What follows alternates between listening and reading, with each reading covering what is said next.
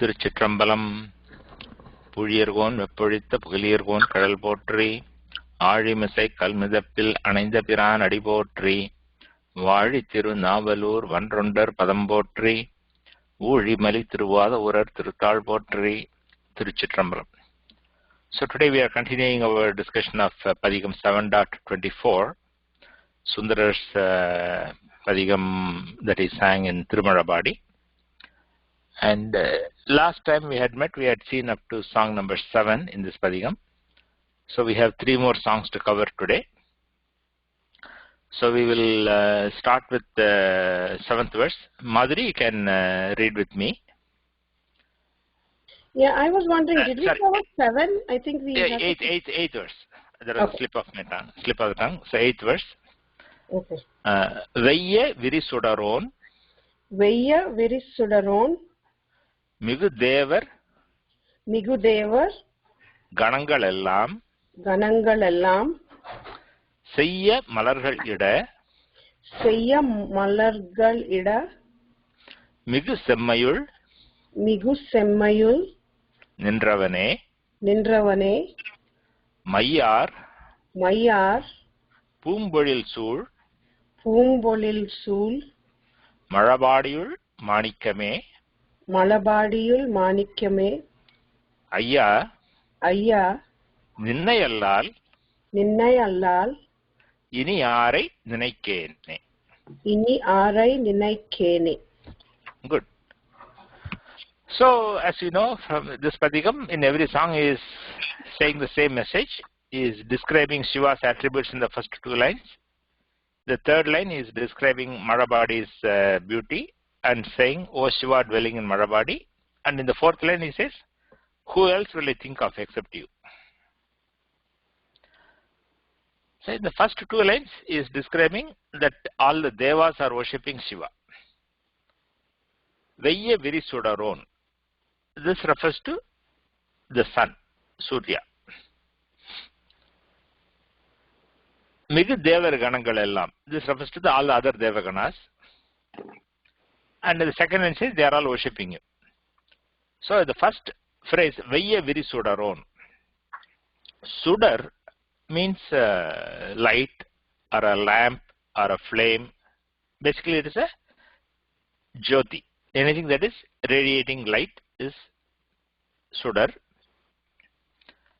And so that sudar usually refers to any one of the 3 things. It can refer to fire, it can refer to the sun, it can refer to the moon. So it's a phrase. Sudar is a general phrase, a word that can be, depending on context, it can mean a lamp, it can mean a fire, it can mean Agni, it can mean moon, it can mean sun, etc.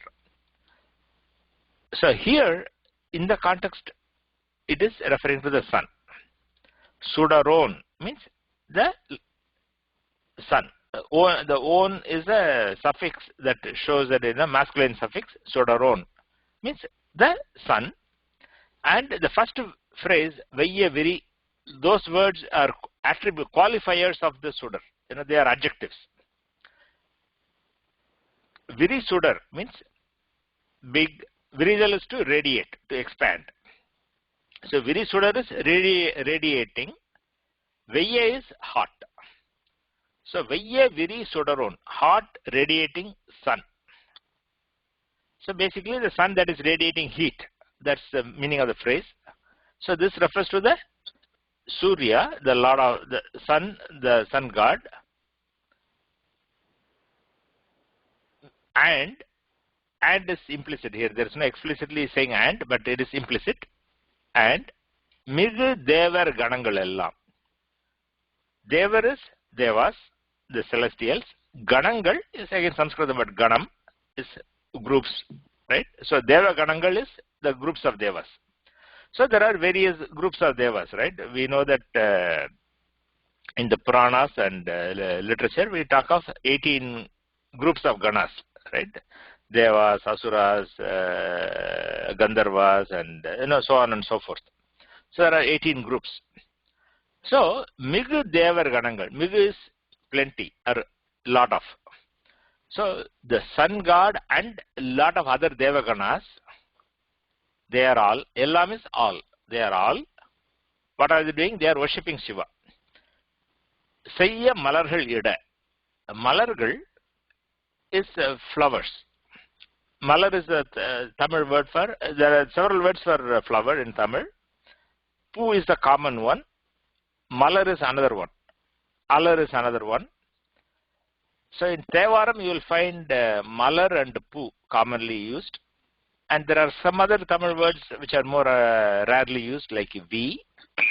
And the Sanskrit word pushpam very, very occasionally comes. So seyya malargaḻ ida. Seyya is beautiful, nice. So ida is to throw. You know, when you worship, you throw flowers at the Lord's feet. So that's what they think. Seyya malargaḻ ida. They worship you by putting flowers at your feet. Seyya malargaḻ ida. Migu semmaiyuḻ niṇḍravanē. Semmai is proper conduct. You know, the just behavior or upright, that kind of thing. Semmai, perfect.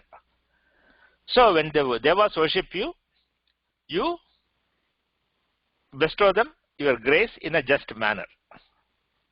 Migu semmaiyuḻ niṇḍravanē. Niṇḍravan means one who is standing, but it also refers to somebody who always does something. You know, how one behaves oneself, one's character or one's quality, right? Something that you do always, then you say niṇḍravan. No, like even in English we have something called a standing order in India, right? A standing order is an order that stays in effect till it is superseded or cancelled at a later date. So it has no end date. It is valid till it is superseded. So that they call as a standing order. Like that, semmaiyuḻ niṇḍravanē. O Lord, who is an embodiment of just nature. So basically it says that, you know, he is impartial. So the Lord is impartial. So those who worship him according to their level of devotion, according to their faith and love, he bestows his grace on them. So if somebody gets grace quickly and somebody gets grace later, doesn't mean that God is partial to somebody and showing favor to somebody. He is bestowing his grace evenly based on the readiness and the qualities of the devotee. That's why it's called semmaiyuḻ niṇḍravanē. Migu is, again, is a qualifier, means proper, fully, that kind of thing. So the first two lines, the Surya, the sun god, and all the other devaganas, all the other groups of devas, they are all worshipping you with flowers, and you are bestowing your grace on them impartially. That is the meaning of the first two lines. Third line, mai-ār pūmboḻil sūl malargaḻ mānikkame. Again, malargaḻ mānikkame, you are the gem dwelling in tirumaḻabāḍi, and that tirumaḻabāḍi is surrounded by groves that are flourishing groves, dense groves that are flourishing. Right? So this is the natural beauty of the place. Mai means darkness. It also refers to clouds, but commonly darkness. Ār is having, and pūmboḻil is beautiful groves, beautiful gardens, beautiful groves. Poļil is grove or a garden. So mai-ār pūmboḻil. So the dark, beautiful gardens and groves that surround Malargaḻ. So this is again to indicate that tirumaḻabāḍi is a very fertile place. There is a lot of rain, there is a lot of water, and so the groves are flourishing. There are dense groves, a lot of flowers and fruits and birds, everything you can imagine, right? So he's bringing all that into that. The dark groves means they are dense, so that the sunlight doesn't penetrate the leaf that are, the leaves of these trees to reach the ground. So that's the implication, that these are dense groves. That's why it's called a dark grove. So such dense groves are surrounding the tirumaḻabāḍi, and in the tirumaḻabāḍi, Shiva is dwelling. Malargaļ-ellām. Ayya, O Lord. Ayyan in Tamil means the king, the Lord, God, Master. It comes with that kind of a meaning. Multiple shades of meaning are there for that. But Ayya is O Lord. Niṇḍravanē, except you. Ini yārai ninikkene. Now, who else will I think? So, O Lord, in tirumaḻabāḍi, who else will I think of except you? So, that is the 8th verse. So, basically, he's saying he is a just God and he is worshipped by all the devas and he is dwelling in tirumaḻabāḍi. And, O Shiva, who else will I think of except you? Madhuri, you can read the whole verse again. Okay. Veyya viri-suḍarōn migu dēvar gaṇaṅgaḻ-ellām seyya malargaḻ idamigu semmaiyuḻ niṇḍravanē mai-ār pūmboḻil sūl malabāḍiyuļ mānikkame ayya ninnai allāl ini ārai ninaikene. Good. Then we move on to the 9th verse. Pavani, you can read with me. Neriye, niṇḍravanē, neḍu-māl ayan, போற்றி செய்யும் குறியே, நீர்மையனே, கொடியேர் இடையாள், தலைவா, மரிசேர் அங்கையனே, மழபாடியுள் மாணிக்கமே, அறிவே, நின்னையல்லால், இனி ஆரை நினைக்கேனே. Good. So in this padigam, in this 9th song, he is describing Shiva's attributes and says that Shiva is dwelling in tirumaḻabāḍi and he thinks of no one except him. And in other songs, many of the other songs, he is describing, in the 3rd line, he is describing the natural beauty of tirumaḻabāḍi. You know, surrounded by fields, surrounded by groves, surrounded by whatever, right? But in the 9th song, he simply says he is dwelling in Maļabāḍi. The rest of the 3rd line is still describing Shiva's attributes. So he is using several words, and many of them are describing, the tattvarthams. He is describing the philosophical attributes of Shiva. Neriye, that's one word. Niṇḍravanē, that's another phrase. neḍu-māl போற்றி செய்யும் குறியே, another phrase. நீர்மையனே, another phrase. கொடியேர் இடையாள் தலைவா, another phrase. மரிசேர் அங்கையனே, another phrase. மழபாடியுள் மாணிக்கமே, அறிவே. So in all these things he is describing abstract attributes, many of them. Neriye, neri in Tamil means path or a way. You can say in Sanskritam, you can call it as a margam, right? He is the way or he is the path. O path. Neriye means he is personifying Shiva as the path. O path. O margam. So Shiva is the path that is for the path that the jiva should take, right? The path to the Shivalokam or the right path. So there are many margams, there are many things, and the path of Shiva is the best path, that's the path that will lead us to salvation. So that's why it's called Nari. He is the goal, but he is also the margam. Nari, he is the path for souls to take. Nariye, niṇḍravanē. Niṇḍravan, malam is a Sanskritam word, and that is impurities. And in negation of that, somebody who is without impurities is called nirmalam in Sanskritam. And in Tamil, that nirmalam comes as niṇḍravanē.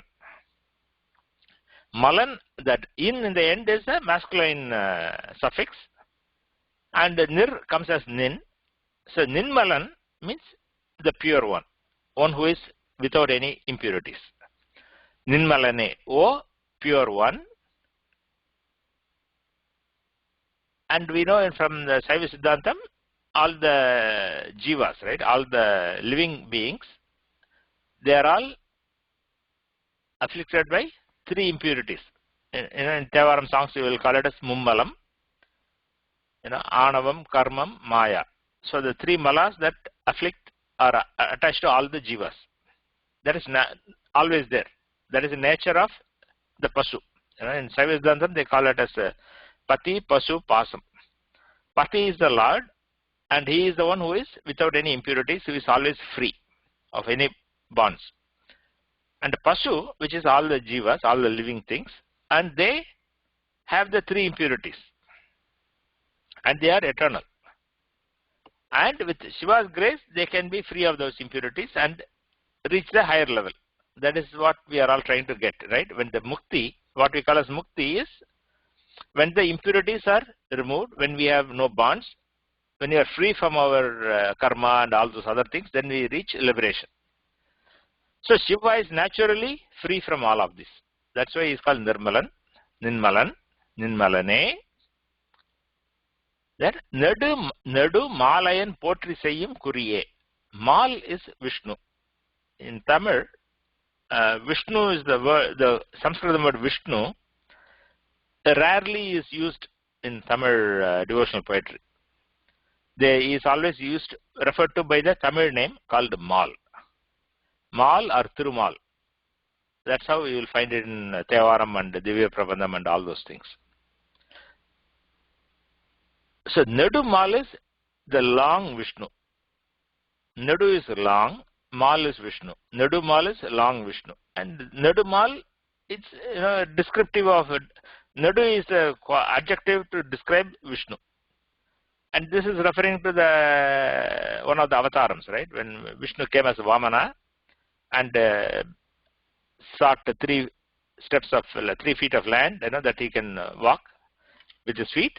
And and then when Mahabali gave that, and then he immediately grew into a very infinitely tall form and covered all of this earth with this one step, like that. So that's why he is known as Trivikrama, and that form is what is referred to as neḍu-māl. So that's what he is saying. The Vishnu grew to a tall form. Ayan. Ayan is again Sanskritam word coming in Tamil form. Ajaha is a Sanskritam word which refers to Brahma. And Ajaha comes in Tamil as Ayan. So neḍu-māl Ayan, the Vishnu and Brahma, they both potri seyyum kuriye. Potri is to namaha. Potri seyyal is to worship. They do archana. Potri seyyal is to do archana or to worship. So Brahma and Vishnu, they are worshipping Shiva. So Kuri is the object or a goal, right? So Shiva is the object of worship by Brahma and Vishnu. So that's how he is describing Shiva as O Shiva, who is the object of worship by Brahma and Vishnu. Neḍu-māl Ayan potri seyyum kuriye. So Kuri is a goal, right? Whether like object, objective, goal, they are all coming a target. They are all represented by the word Kuri in Tamil.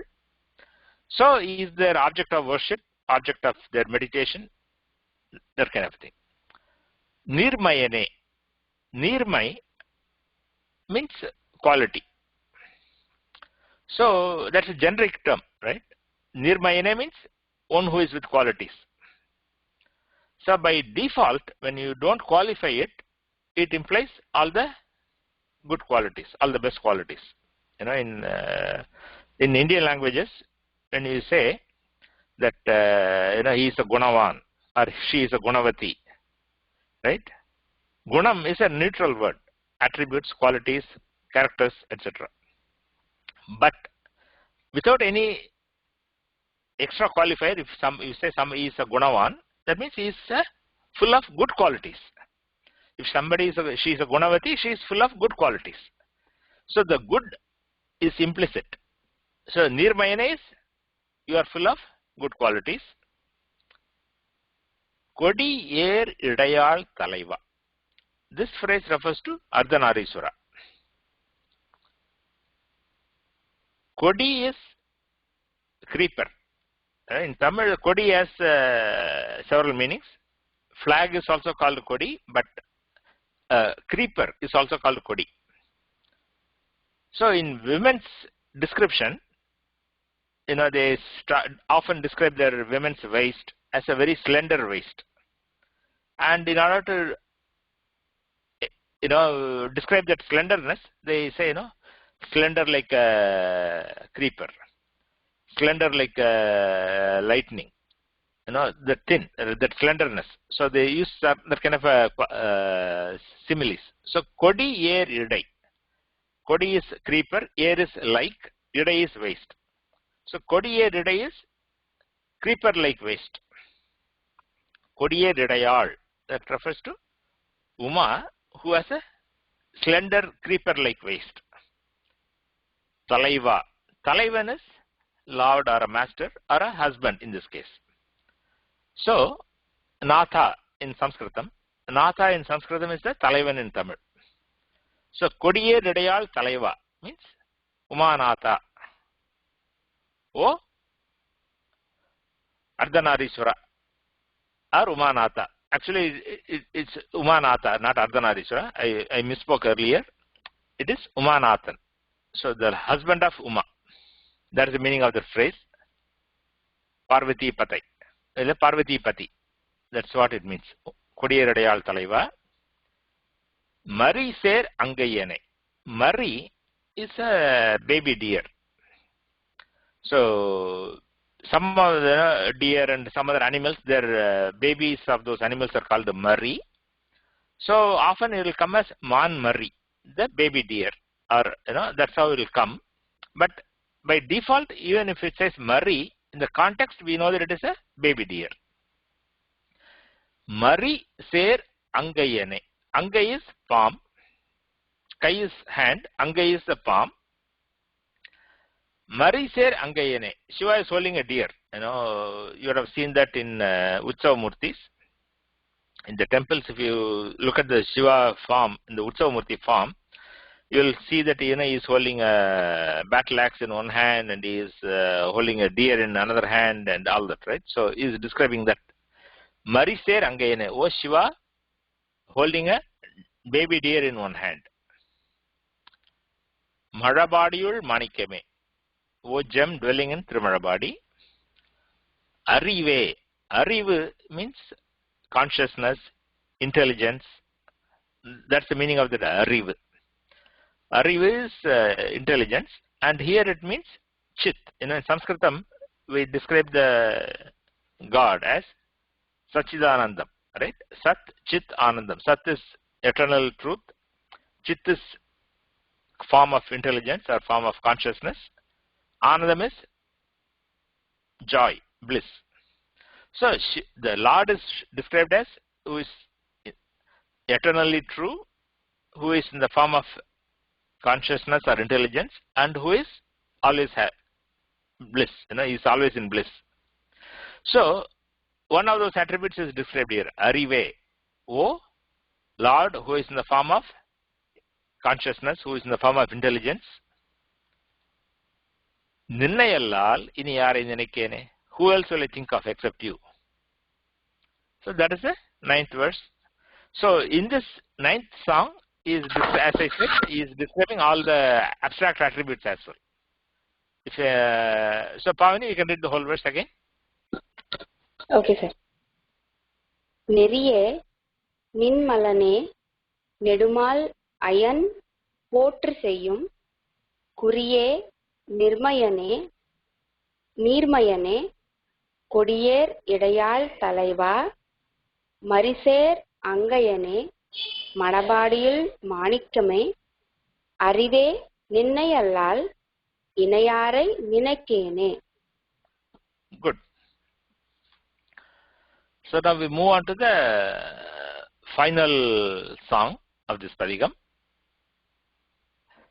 In the 10th song, again, Murthy, you can read with me. ஏரார் முப்புறமும் ஏரார் முப்புறமும் எரிய எரிய சிலை தொட்டவனை சிலை தொட்டவனை vār-ār கொங்கையுடன் vār-ār கொங்கையுடன் மழபாடியுள் மேயவனை மழபாடியுள் மேயவனை cīr-ār nāvalar-kōn cīr-ār nāvalar-kōn Aarooran Aarooran உரைத்த Tamil பாரோர் ஏத்தவல்லார் பரலோகத்து இருப்பாரே. Good. So this is the final song of this padigam, and as you know, in sundarar padigams, in the final song you will describe his signature things, right? You will say, I am singing this padigam on the Lord of this Salam, and I am so and so, and those who sing this padigam will get this benefit. So that's those things are mentioned in the final song of his padigams, and that's what he is doing here. So in the first two lines, he is describing Shiva of Tirumaḻabāḍi, and in the third line he says, I, sundarar of so and so thing, I sung this padigam, and in the fourth line he says, those who sing this padigam will get this benefit. So we look at the phrases. ஏரார் முப்புறமும் எரிய சிலை தொட்டவனை.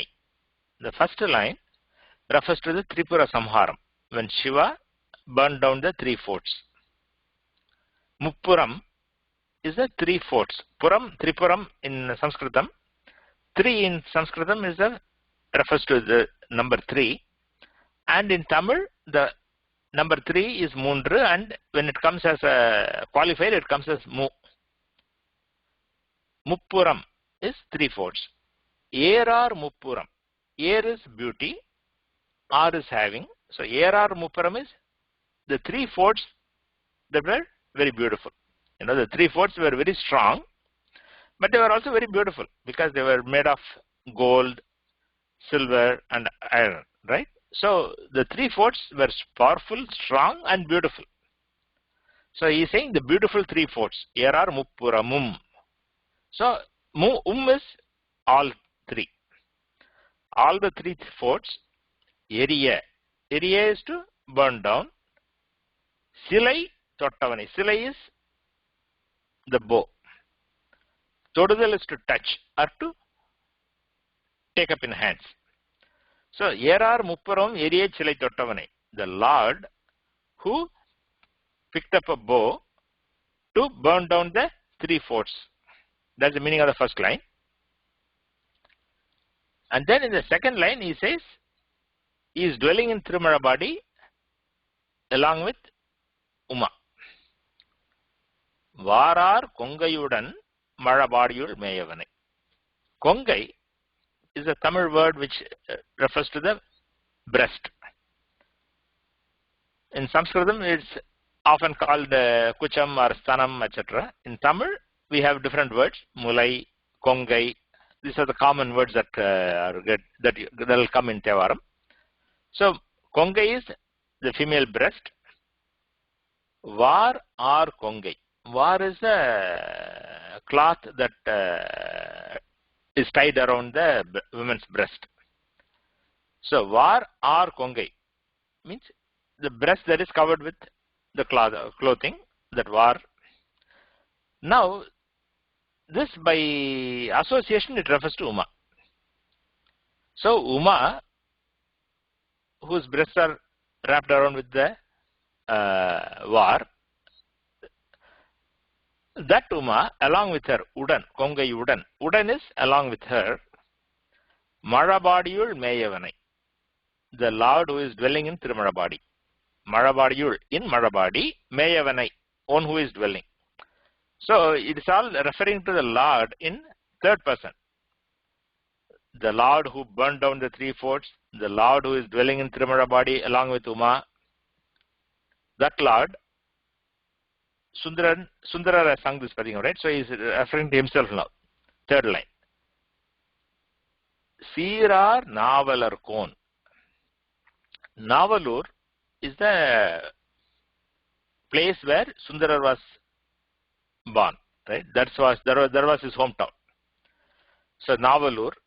So Navalur and the Nāvalar are the people of Navalur. And the Kōn is master or a chief or a king, right? So Sundarar refers to himself as nāvalar-kōn, the master, the lord of Tirunavalur. And the Tirunavalur is a very nice place, very beautiful place, very famous place. So he's saying cīr-ār nāvalar. Cīr-ār is beautiful or great or famous, etc. So cīr-ār nāvalar-kōn, the lord of Navalur, that is very famous. Āruran. Āruran is the name of Sundarar. You know, when Sundarar was born, his parents named him Āruran. Ārur is the name of a Salam, Tiruvarur. And the Lord of Tiruvarur is known as Āruran. And Sundarar's parents named Sundarar after the Lord of Tiruvarur. So they named him Āruran. Later on, because Sundarar is a name that we use, but that is from his previous time in Kailasam, right? When he was Alala Sundarar, that is his name in Kailasam, and he had to take this birth, and we went through that story in Sundarar story in 7.39 discussion. So Āruran is Sundarar. So the Lord of Tirunavalur, Āruran, Uraitha Tamil. Uraitha is sung, said, etc. But here it means sung. Tamil is this Tamil garland, right? The garland of Tamil verses. So all these Tamil verses that I have sung, that's the meaning of third line. And the fourth line says, those who sing this padigam will get this benefit. Pāror ēttavallar. Pāror, Par is the world, the earth. So Pāror is the people of this world. ēttavallar, those who are able to sing this padigam. Those who worship Shiva with this padigam, what will they get? Paralogati iruppare. They will dwell in Paralokam. Iruppare is to be, right? To be forever. Paralokam is, you know, the Ihalokam, Paralokam, Sanskritam word. That's a Shivalokam here in the context. So they will all dwell in Shivalokam. So in summary, Sundarar says, I, Sundarar, with the name Āruran, hailing from the Tirunavalur town, have sung this padigam on the Lord who burned down the 3 forts, the Lord who is dwelling in Tirumaļabāḍi along with Uma. I have sung this padigam on that Lord, and the people of this world who sing this padigam with devotion will reach Shivalokam and will be there forever. That is the summary of the 10th song. So now we can read the whole verse again, Murthy. Yeah. ஏறார் முப்புறமும் ஏறிய சிலை தொட்டவனை vār-ār கொங்கையுடன் மலபாடியுள் மேயவனை cīr-ār nāvalar-kōn āruran உரைத்த தமிழ் பாரோர் ஏத்த வல்லார் பரலோகத்து இருப்பாரே. Good. So with that we concluded covered all the songs of this padigam, and as we noticed in all these padigams, all these songs is repeatedly praising Shiva and describing tirumaḻabāḍi, and finally in every line, every song in the final line he says, "O Shiva, who will I think of except you? O Shiva of tirumaḻabāḍi, who else will I think of except you?" So that's why cīr-ār says in his Periya Puranam that then Sundarar was sleeping in pūmboḻil sthalam. Shiva came in his dream and said, "Hey, did you forget to think of tirumaḻabāḍi?" So that's when next day morning, he immediately goes to tirumaḻabāḍi and sings this padigam. And he mentions this in everything. So Sundarar, in every padigam, or I should say in many padigams, he describes what he was feeling, what happened. So it's like a Sundarar padigams, if you go through them, at least there will be like 25, 30, 40 padigams, which are like autobiography. What happened in his life, he describes in that padigam. So very unique set of songs. So with that, we will conclude this padigam. If you have any questions on any songs that we covered today or any other song in this padigam, or if you have any other thoughts relating to this padigam or discussion, we can talk now. And after that, I can play the vār-ār audio later.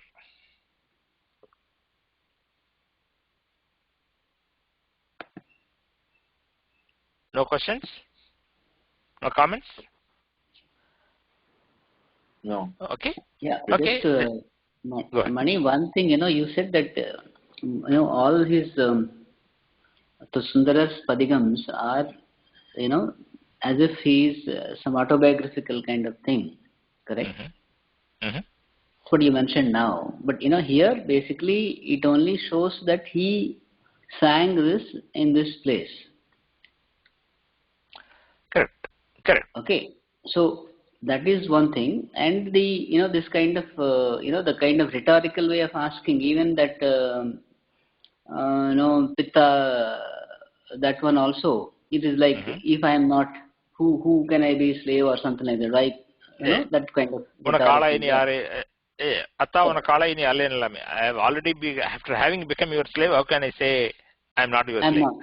Correct. So same kind of thing, I think at least in these two we have seen the similar kind of rhetorical question of addressing Shiva. Yeah. But other than that, why do you say this is autobiographical? No. So there are many events you will find that, like the 7.39. He says, "I am this person's slave, the adiyan, that person's adiyan." That's an example. And you will find references. We have seen. I think we have seen 7.34, where he gets gold, and then he says, "Thammaye pugandiche pesinum." I think we covered that 7.34. So you will find that in many songs, right? We have seen only some, right? We have got 100 padigams of some Sundarar. So far, we may have seen maybe 5 or 6 padigams. But in general, right, there are at least 20, 25 padigams where he is describing, and there are many other songs where he will refer that this happened, that happened. So you will notice as we go along. Okay. Because in Sambandhar also the same thing, no? Because wherever there is a reference to the miracle in quite a few of them. Correct. So in some he will refer directly, but in some we have he also says, like 3.4 for example, idarinam thalarinam. 3.4 he will say, "Ivadondramekelleyel aduvo onadinnaru." So I don't have anything to give. Is that your grace? Like that, or we have seen Mandiramadini. We haven't seen that yet, but there are many songs where he will say that this song was sung when this happened.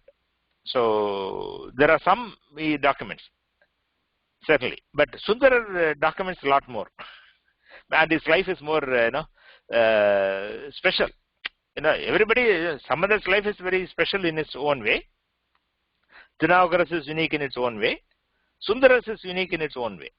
So Sundarar, because of his friendship level with Shiva, there will be a lot of give and take. There will be games. Shiva will say something, Sundarar will say something, he will do something. It will be like a lot of very unique relationship Sundarar had.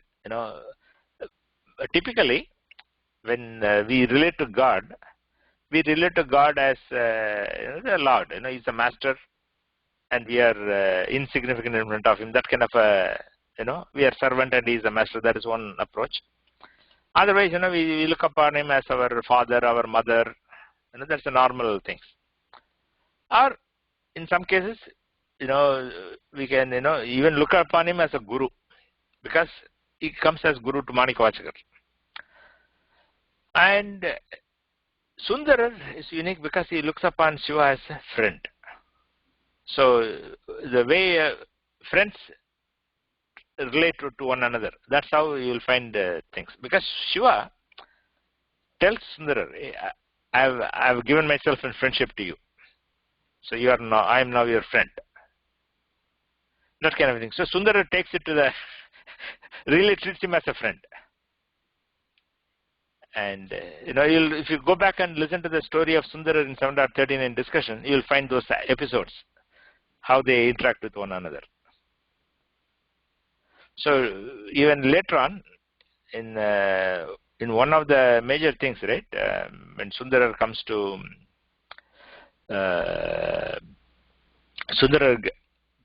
Thiruvarur, he gets married to Paravai, and then after some time he goes on a pilgrimage tour. He goes to somewhere near Madras called Thiruvattriyur. He gets married to another woman called Sangili.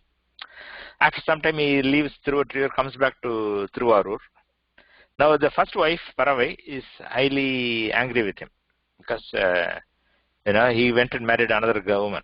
So she says, he cannot come into this house again. I will not let him come in. So if Sundarar doesn't know what to do, so he prays to Shiva. Hey Shiva, help me. Now Paravai is angry, pacify her. Go and pacify her. So Shiva goes to Paravai and pacifies her in a disguise. He doesn't go as Shiva, but he goes as a priest. But Paravai says, don't get involved. And then so Shiva comes back to Sundarar and says, I went and she did this and she doesn't listen to me. And then Sundarar said, if she doesn't let me, I will kill myself. He was so upset. And again Shiva said, okay, for you I will go again. This time Shiva goes as a messenger, but Shiva goes as himself. And Paravai, of course, when Shiva comes and says, take him back, Paravai cannot say no. So she takes him back. What I'm saying is, so Shiva goes as a messenger for Sundarar to his wife. So that kind of a relationship we cannot even think of. Anyway, that's just one example of that.